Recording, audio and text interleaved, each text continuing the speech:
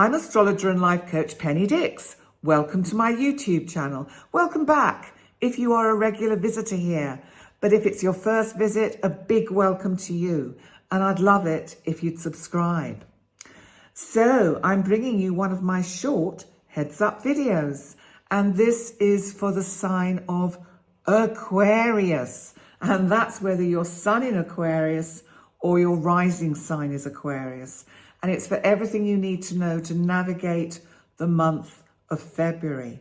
So how's February going to be? Because actually, in general, the aspects this month are really quite calm.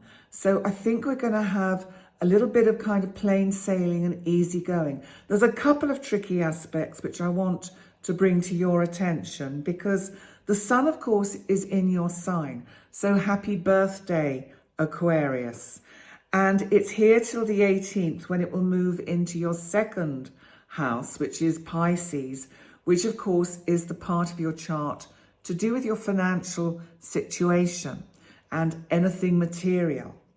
So first of all, on the 4th of February, the sun in Aquarius in your sign is making a square to Uranus, which is my big outer boy of shocks and surprises and the unexpected, in the 4th house, Taurus.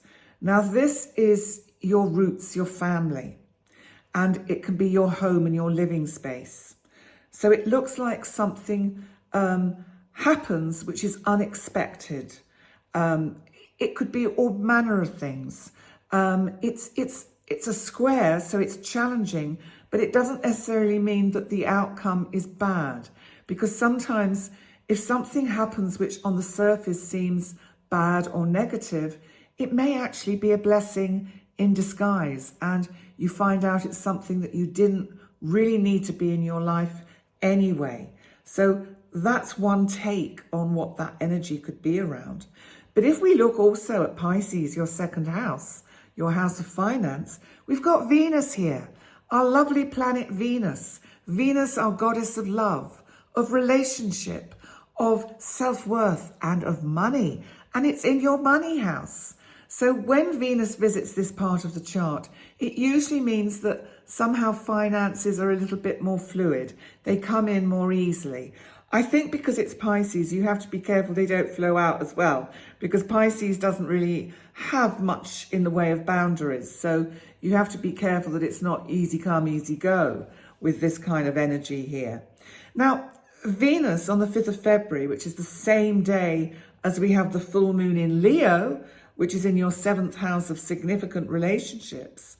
Well, what's happening then is that Venus is making a square, which is a hard, challenging aspect, to Mars. Now, Mars is our planet of energy, action, assertion. It's the masculine qualities. It's in Gemini in the 5th house, which is the part of your chart that can be to do with children. So it could be something comes up about children. They, overspend and want some money from you. That could be one manifestation of this. It's also the house of creativity. So it feels almost as if, one wants to go that way, one wants to go that way. And there may just be a little bit of masculine, feminine conflict, whether that's within, in terms of your psyche, or whether that's literally between you and another, will become clear as time goes on. But this full moon in Leo sees some culmination, some result coming from something to do with your relationships where you want to put it on a better footing. And sometimes it can, of course, mean that somebody leaves our life, but it's not usually that dramatic unless that's something in the energy that is around for you at the moment.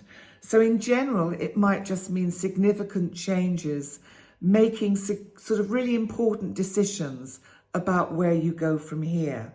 So that's the full moon. Now then we move on to our planet of communication, Mercury.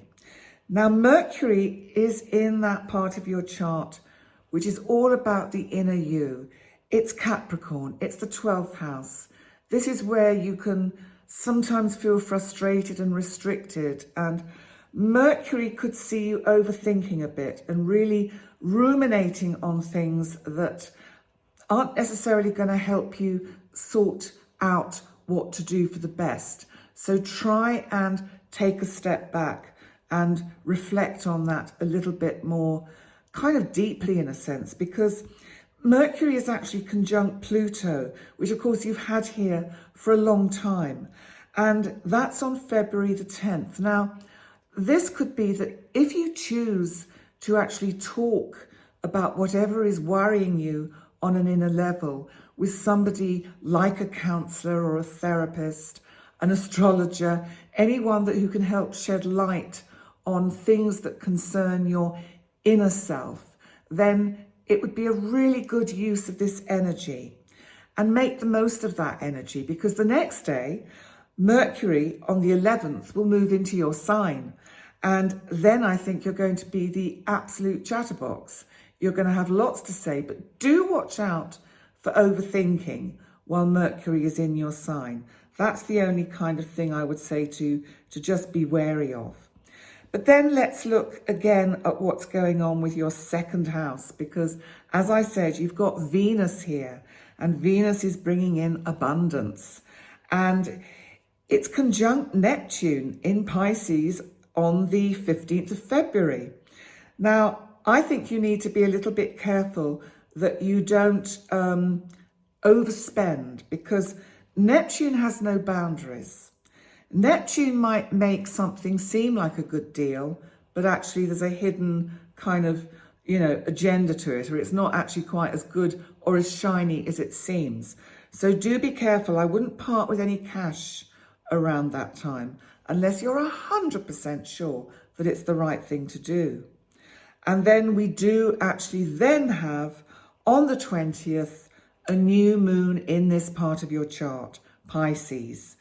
And so that is going to bring one chapter to a close and another one opens. This feels like new ideas on how to fund your life, fund your hobbies, and how you work in harmony with people where you share joint resources.